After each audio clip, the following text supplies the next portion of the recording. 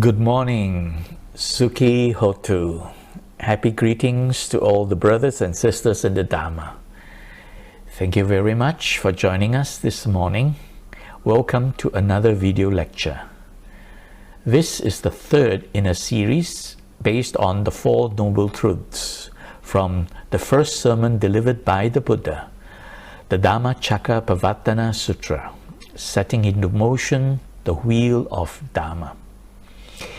In the previous lecture, we covered stress and distress based on the two Pali terms used by the Buddha, dukkha and domanassa.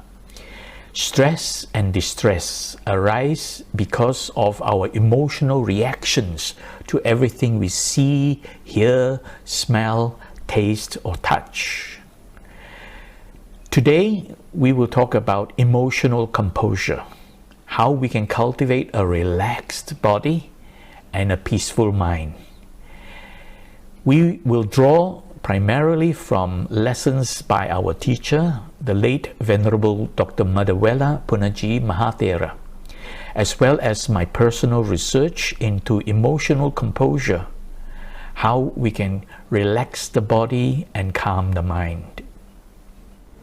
In the Four Noble Truths, the Buddha used the word dukkha to refer to suffering. We know from the previous two lectures that dukkha is also referring to several different forms of suffering: insecurity, dissatisfactoriness, unhappiness, stress, and distress. What makes us suffer?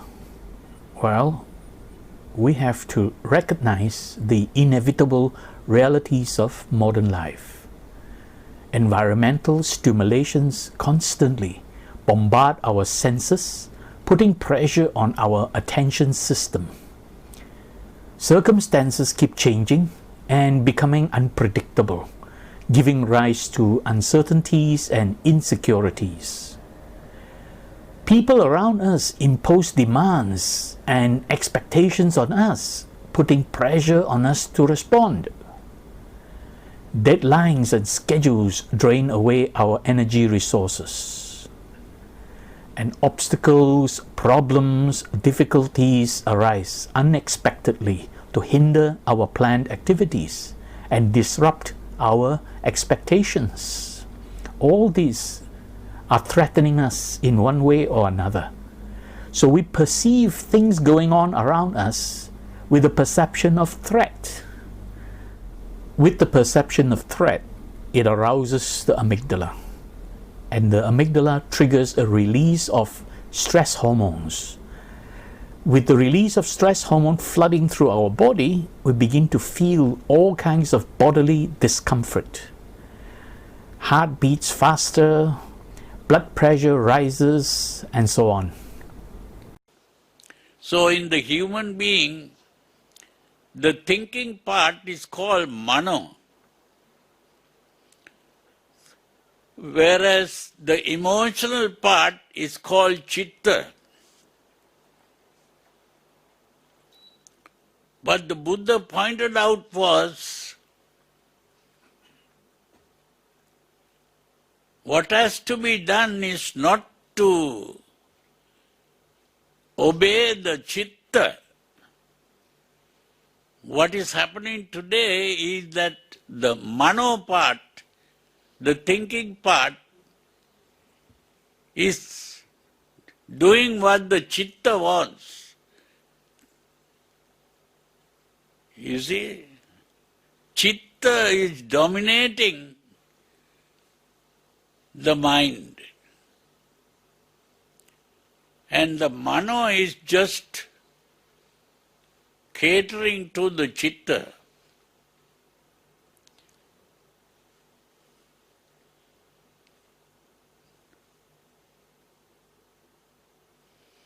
There is a verse where the Buddha says, Chittena niyati loko, chittena parikassati, chittassa eka dhammassa, sabbeva vasamang bagu. What that means is, chitta is dominating the world. Chittena niyati loko. Loka is the world. Chittena niyati loko. Chittena parikassati. Chitta is disturbing everything.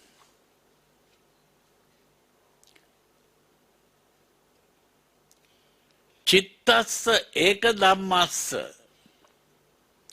Chitta is that one thing. Sabbeva vasabangvagu. That everyone is spellbound by chitta. Everyone is dominated by chitta.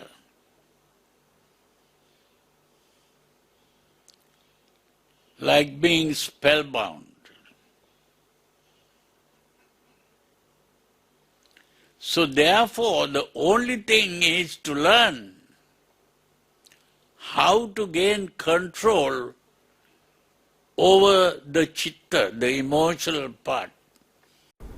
So Bhante was referring to emotions dominating the world. Emotions creating distress, mental suffering. And emotion is that one thing to which all are spellbound. This is what the Buddha said in Chitta Sutra. And of course, Bhante Punnaji has pointed out the word chitta normally refers to the affective process of mind, which is commonly called emotions. The Buddha pointed out in one of the Dhammapada verse, self-affliction of mental suffering. When our emotions are aroused, the mind goes into mental proliferation. Imagination, memory, expectation kick in. And it begins to disturb the mind with all kinds of thoughts flooding the mind. And this causes us to begin to imagine things that may not be true. It causes us to recall circumstances that have hurt us in the past. And it makes us have certain expectations which are not realistic. All this is our ill-directed emotions causing us more suffering. That's why the Buddha calls this self-affliction of mental suffering. In the first noble truth, the Buddha pointed out these conditions of suffering. But it is this last one, in brief, personalizing the 5 constituents of the process of perception is suffering. It is this last one that is the mother of all suffering. That means every time we see, hear, smell, taste or touch something, we begin to cling on to that experience. If it is something pleasant, oh, we like it. If it is something unpleasant, oh, we want to get rid of it. And this is really what is causing us suffering. Every experience we have, we begin to perceive it from our personal, self-centered point of view. In the second noble truth, the Buddha pointed out that tanha is the root of suffering. It leads us to behave in 3 ways. Lobha refers to lust and greed for sensual pleasures. Dosa refers to anger and hatred towards displeasures. And moha is this delusion of self-centered existence. Every time we experience something, we always have the self-centered view that it is affecting me, I, me or mine. And that is really causing us to suffer. When we experience something uncertain, unexpected or problematic, we begin to perceive it with the perception of threat. And there is a sloka that says, which is very useful to learn if you like to learn that. Ahara nidra bhaya maitunancha samanya metat pasubik samanach. Dharmohitesa madiko viseso dharmena hinah pasubik sabanah. That is Sanskrit. That is a Sanskrit word. Ahara means taking food, eating or drinking, taking food. Ahara. Nidra means sleeping. Bhaya means fear. Maituna means sexual activities. Now these are things that human beings have in common with animals. So that is the chitta. Taking food, sleeping, fear, and sexual activities. These are things that human beings have in common with animals. That is the animal part of the human being.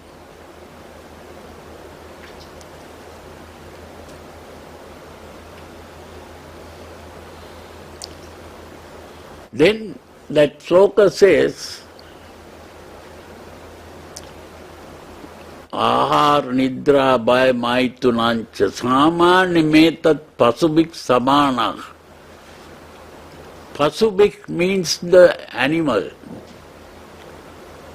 Samanak means common with animals.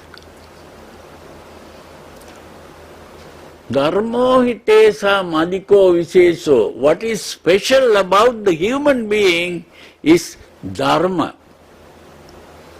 Dharma simply means the ability to think and reason out,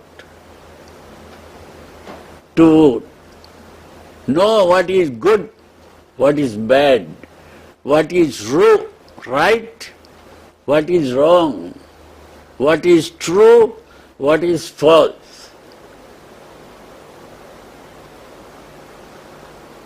That is what is special about the human being. Dharmayana hina pasubik samana. If someone is low in that ability to think and reason out, he is almost an animal. That is what it means. So the purpose of the Buddha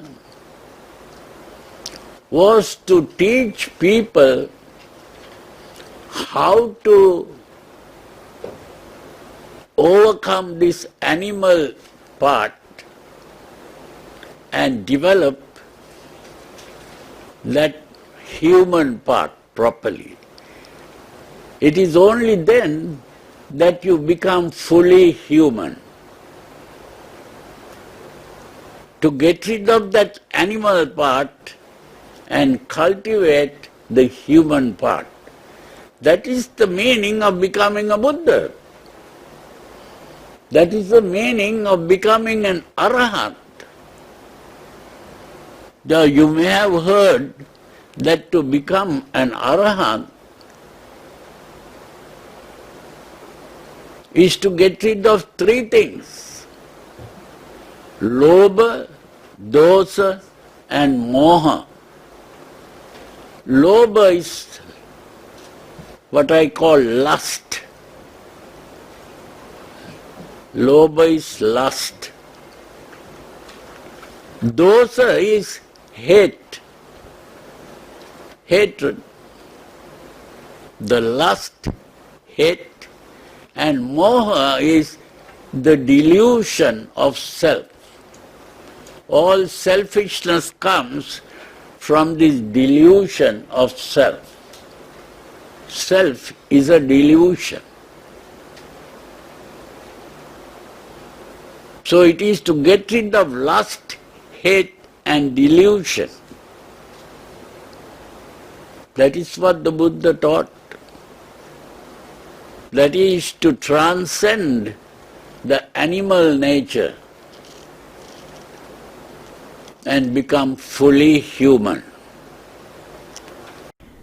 Bhante Punaji reminded us that we need to cultivate giving up our emotional reactions, giving up lobha, which is lust and greed, towards something that is pleasant, giving up dosa, which is anger and hatred towards something that is unpleasant, and giving up moha, which is the delusion of self-centered existence. Whenever we experience anything, we begin to think of it as I, me, or mine being affected by the experience. If we can give these all up, we can become enlightened. And this is what the Buddha stated in the third noble truth, that it is the complete cessation, the remainderless cessation of tanha, giving up, relinquishing tanha, freedom from tanha, and non-reliance on tanha. And we have discussed this before. A more accurate translation of the meaning of the word tanha is emotional reactions. So the Buddha really taught us to learn how to give up our emotional reactions to every experience. Emotions dominate the world. Emotions create distress. Emotion is that one thing to which all are spellbound. So when activities in the environment stimulate our sense organs, these external stimulus lead us to sensory perceptions, perceiving through our senses, to be able to see, hear, smell, taste, and touch. And then we begin to interpret what we have experienced. If it is something pleasant, oh, we like it. If it is something unpleasant, we want to get rid of it. So when things are not as they want, when we are separated from pleasures or pleasant experiences, when we are stuck with unpleasant experiences, we begin to perceive these as threats and conflicts. So with the perception of threat and conflict, emotions are aroused. The amygdala is activated and begins to release hormones flooding the body, causing discomfort to the body. This is the fight or flight reaction. So with the arousal of emotions and the body being disturbed, this is our stress reaction. With stress reaction arising, it disturbs the mind. The mental disturbance arises.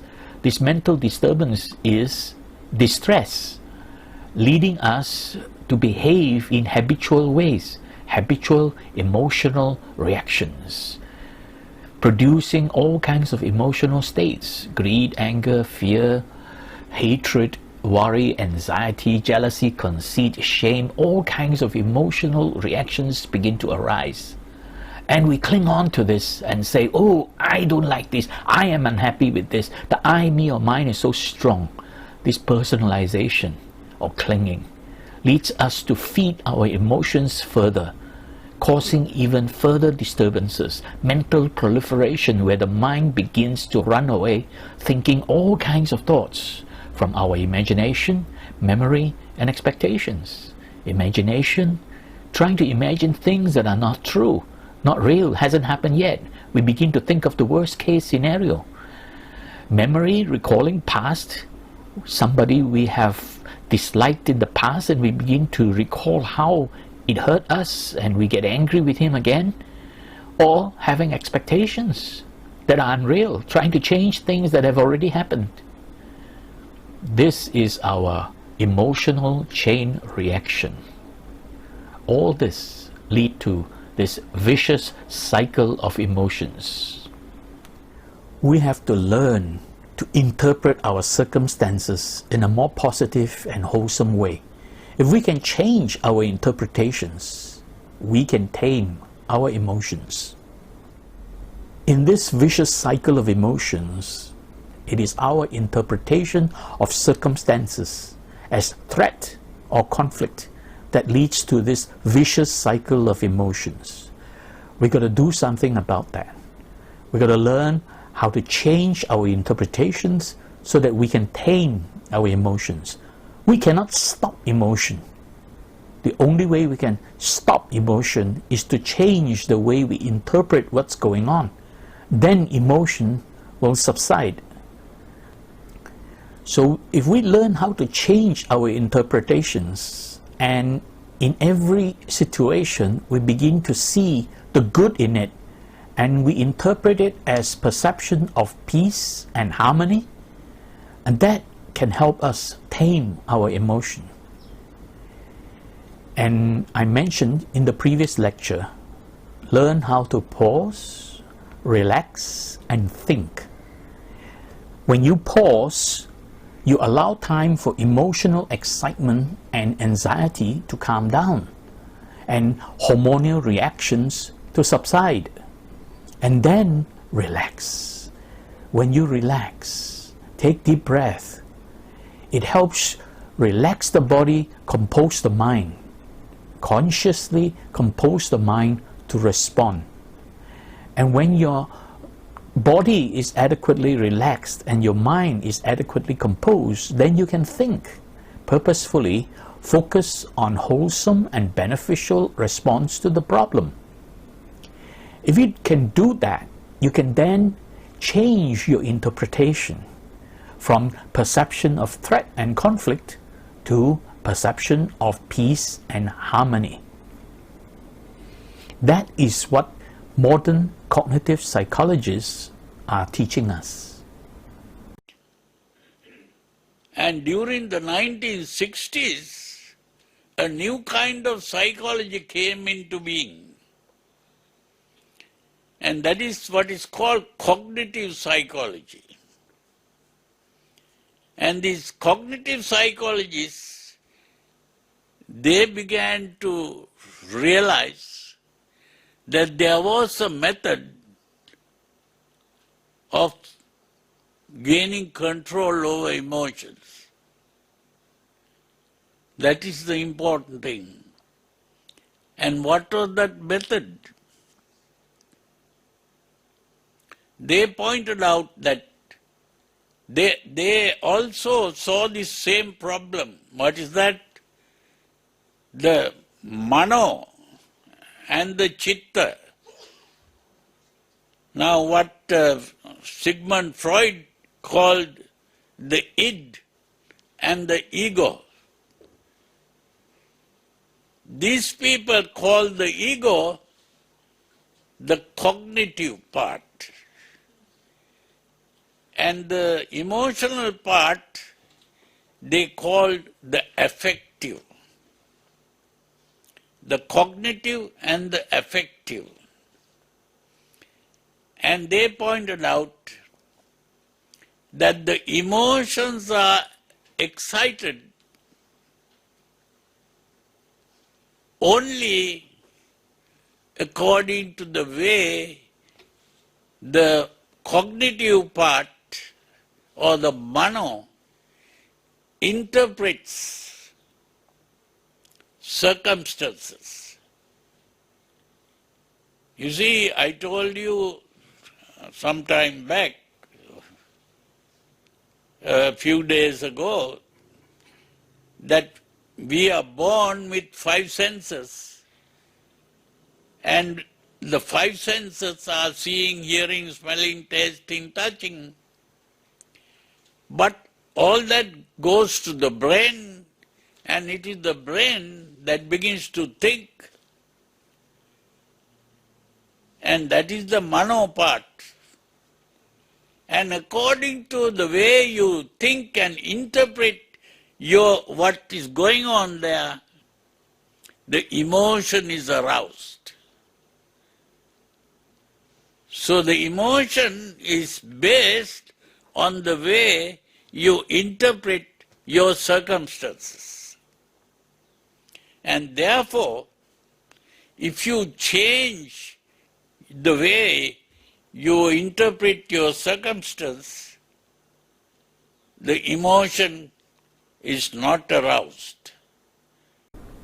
One of the best known psychologists from the past, William James, he has stated it very simply.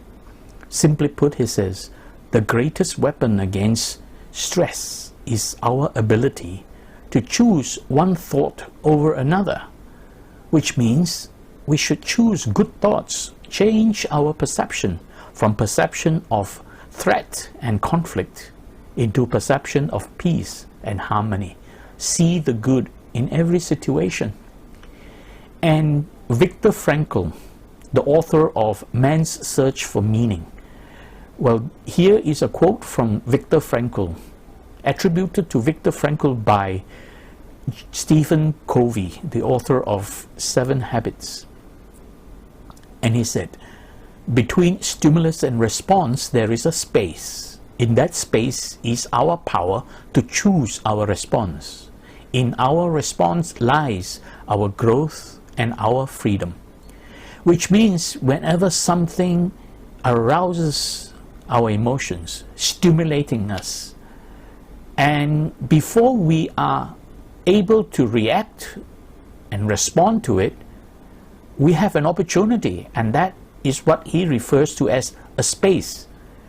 Between stimulus and response, there is a space, there is a moment in time. We can make a choice. In that space is our power to choose our response. And in our response lies our growth and our freedom. So whenever we feel aroused, before we react, pause, relax, and then think and choose good thoughts, wholesome thoughts, something that is beneficial. By learning how to choose our thoughts, we can transform this vicious cycle of emotions into virtuous cycle of composure. So when environmental activities stimulate our senses and we begin to perceive things that are going on, our interpretations of our circumstances, learn to pause, relax, and think, and change our perception of threat and conflict into perception of peace and harmony. And if we can do that, we will not be arousing emotions in a negative manner. We will be able to cultivate emotional composure, and we will not be causing hormones to be flooding through our body, causing bodily discomfort. We will be able to enjoy bodily comfort, relaxation of the body. And instead of habitual emotional reactions because of mental disturbance, we can learn to cultivate peace of mind. Now the Buddha mentioned in this first verse of Dhammapada, he has mentioned that cognition precedes all experiences. It predominates and creates them. With vicious thought, if one speaks or acts, pain follows, just as the carriage follows the animal.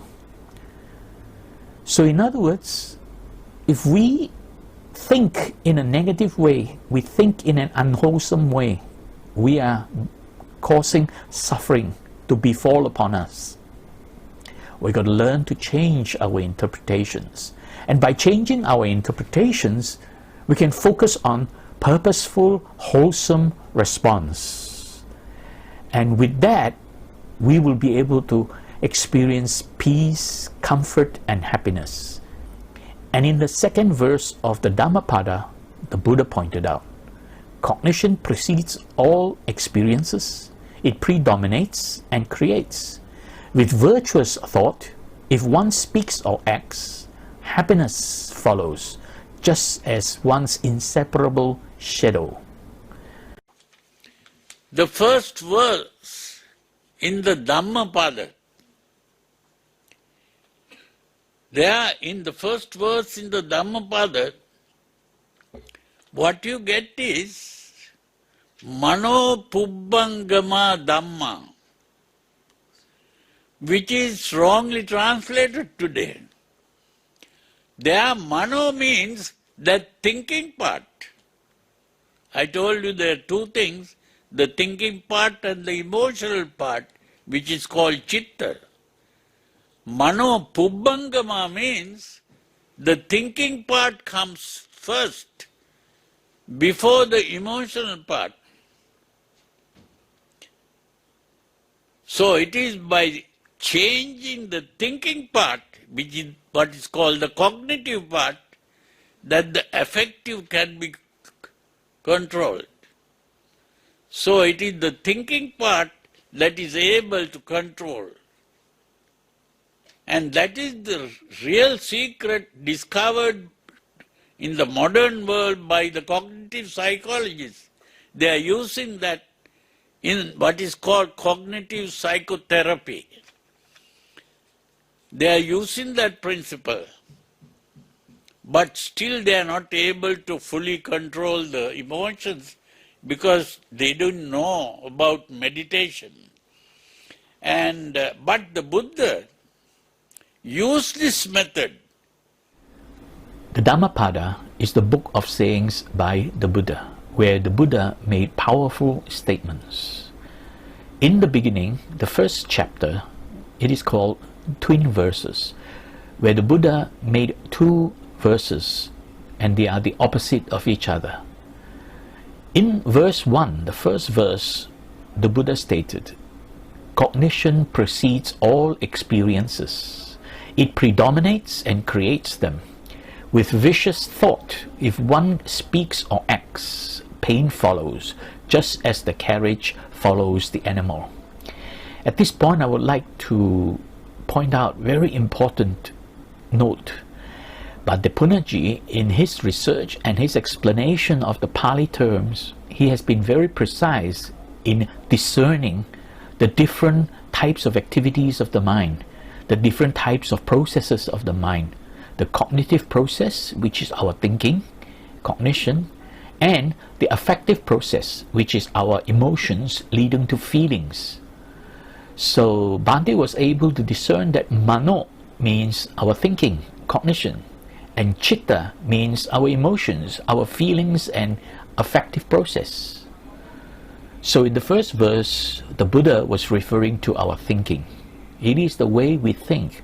And here, more precisely, was referring to the way we interpret our circumstances. Whatever we interpret as our circumstances, that is our experience. It becomes our experience. That's why cognition precedes all experiences. And with that experience, it begins to take control over us. It predominates, and it begins to create our reality. So cognition precedes all experiences. It predominates and creates them. And therefore, if we carry negative thoughts, unwholesome thoughts, vicious thoughts every time we speak or act, we are creating more suffering. And this suffering follows us like as though it is the cart, the carriage that is following the ox that is drawing it. And the Buddha was very wise using ox as an example here. The ox basically is always suffering because this ox is pulling the cart and it is always engaging in suffering activities, heavy, loaded suffering. The Dhammapada is the book of sayings by the Buddha, where the Buddha made powerful statements. In the beginning, the first chapter, it is called twin verses, where the Buddha made two verses and they are the opposite of each other. In verse 1, the first verse, the Buddha stated, "Cognition precedes all experiences. It predominates and creates them. With vicious thought, if one speaks or acts, pain follows, just as the carriage follows the animal." At this point, I would like to point out very important note. But Punnaji, in his research and his explanation of the Pali terms, he has been very precise in discerning the different types of activities of the mind, the different types of processes of the mind, the cognitive process, which is our thinking, cognition, and the affective process, which is our emotions leading to feelings. So Bhante was able to discern that mano means our thinking, cognition. And chitta means our emotions, our feelings and affective process. So in the first verse, the Buddha was referring to our thinking. It is the way we think. And here, more precisely, was referring to the way we interpret our circumstances. Whatever we interpret as our circumstances, that is our experience. It becomes our experience. That's why cognition precedes all experiences. And with that experience, it begins to take control over us. It predominates, and it begins to create our reality. So cognition precedes all experiences. It predominates and creates them. And therefore, if we carry negative thoughts, unwholesome thoughts, vicious thoughts every time we speak or act, we are creating more suffering. And this suffering follows us like as though it is the cart, the carriage that is following the ox that is drawing it. And the Buddha was very wise, using ox as an example here. The ox basically is always suffering because this ox is pulling the cart and it is always engaging in suffering activities, heavy, loaded suffering. In the second verse of the Dhammapada, here the Buddha gave the opposite example of the first verse. Cognition precedes all experiences. It predominates and creates them. With virtuous thought, if one speaks or acts, happiness follows, just as one's inseparable shadow. Here Buddha was very wise, where he used the shadow as an example, because shadow is something that is light. Shadow is not something that is heavy burdened with suffering. So with virtuous thought, if we think good, we speak good and we do good. So with virtuous thought, if one speaks or acts, happiness follows, just as one's inseparable shadow. That means if we think good, speak good, do good, we will feel happy. And this feeling of happiness is light and it is always with us, inseparable. That is what the second verse of Dhammapada means. Now let's take a look at another psychologist, Daniel Goleman. Many of you would remember that he is the author of many books on emotional intelligence and basically how to train our mind to be able to do the best we can. He has written many books.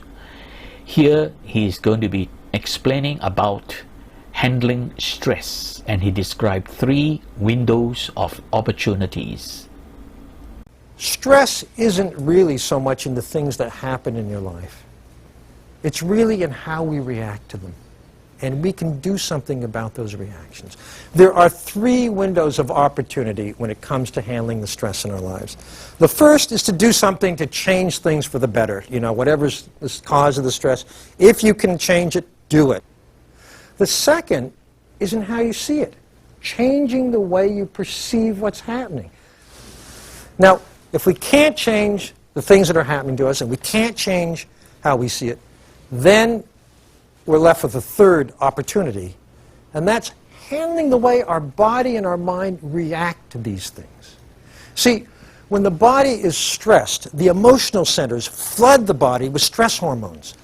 And this makes it do things like shunt blood from the arms and the legs into the organs. It's a fight-or-flight response. It pumps up our blood pressure, speeds up our heartbeat. It steals energy, actually, from the immune system, it turns out, to get us ready for an emergency. It's what's called the fight-or-flight response. You've heard about that. Now, if that response gets triggered day after day, week after week, and month after month, over years, what happens is the biological system in our body that's most susceptible genetically, that's most reactive, is going to start to develop a stress-caused disease. You know, if you're a cardiovascular reactor, you're going to get high blood pressure. If you react in your gut, you're going to get problems there, and so on throughout the body. That's how stress over years and years leads to disease. It speeds up the process of coming down with the disease. So constant stress, it's like getting your amygdala stuck in high gear. Continual hijacks. We need to calm down. That's where relaxation comes in. Daniel Goleman pointed out that by remaining calm and relaxed, we have 3 windows of opportunity to handle our problems. First, if we can change our circumstances, if we can get rid of the problem, that would be wonderful. But we are not always blessed with this opportunity.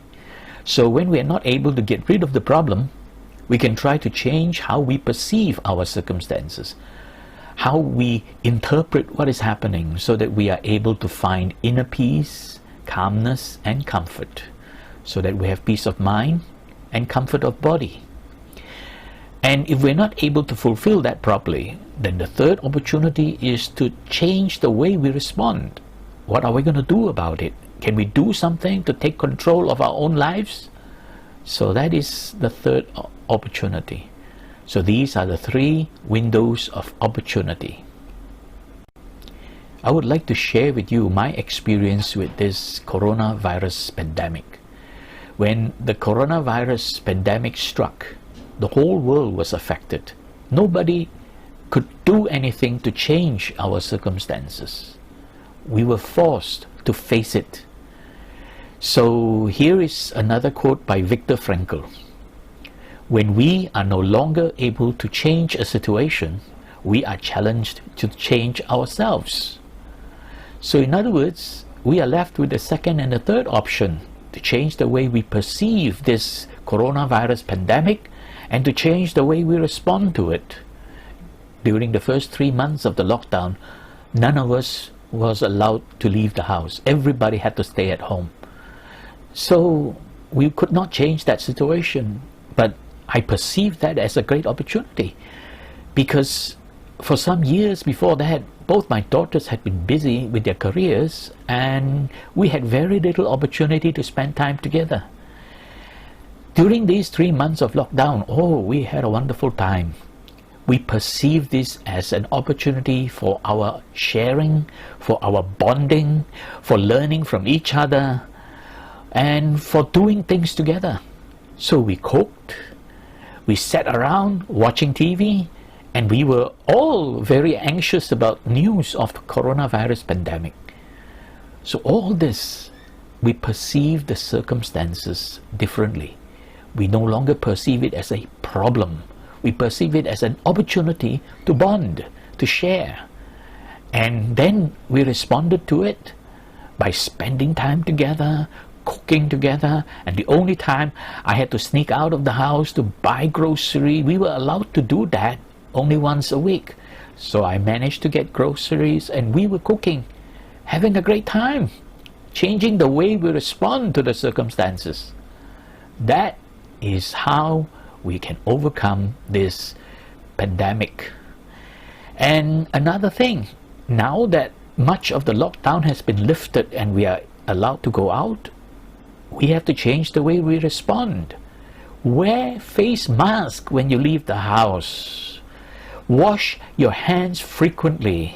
Carry sanitizer and use it when you need to. Keep distancing. Keep social distancing and stay away from crowds. And watch who you touch or what you touch. That is changing the way you respond to the coronavirus pandemic. With this virtuous cycle of composure, whenever things are happening around us, change the way we respond things so that we are able to perceive our circumstances with the perception of peace and harmony. This will help us gain control of our situation, where we can then remain emotionally composed and feeling comfortable. Then we are ready to respond. Purposeful, wholesome response by pause, relax, and think. A relaxed body, a composed mind will bring peace and happiness into our lives. Now let us summarize how we can tame our emotional reactions. First, we have to practice mindfulness. and recognize signs of emotional arousals because the body changes first, triggered by this fight or flight reaction. When the amygdala is aroused, hormones flood the body. So we have to learn to recognize this happening to us. And remember, there's space between stimulus and response. There is a moment in time when we can choose our thoughts. And the way to do that, pause, relax, and then think. And review how we interpret our circumstances, changing the interpretation of threat and conflict into an interpretation of peace and harmony. And recalling the 3 windows of opportunities. If we can change our circumstances for the better, oh, that would be great. If we can't, change the way we interpret our circumstances. And if we still have difficulty with that, then change the way we respond. Very simply put, the Buddha pointed out in one of the sutras, the Mangala Sutra, the Buddha said, when faced with changing vicissitudes of life, changing vicissitudes of life means everything is happening around us, changing, rising, falling, things are unexpected, problems arising. These are vicissitudes of life. So when faced with changing vicissitudes of life, if emotion can be stilled and remain undisturbed, free from grief, cleansed of defilements, and liberated from fear, this is the most supreme bliss. This is in the Mangala Sutra, stated by the Buddha. And with this, I conclude my presentation. Thank you for your attention. In closing, I wish to express my deepest gratitude to our teacher, Bhante Punaji, for all his lessons, for his wisdom, for his guidance and his inspiration. During this past hour, we have spent this time together productively and purposefully sharing the Buddha Dharma. In so doing, we have accumulated much merits. Let us now put our palms together and share these merits with sentient beings. Let us recite as follows. We dedicate the merits we have acquired from sharing of the Buddha Dharma to all beings affected by the coronavirus pandemic around the world. May suffering beings be suffering free. May the fear-struck fearless be. May grieving beings shed all grief.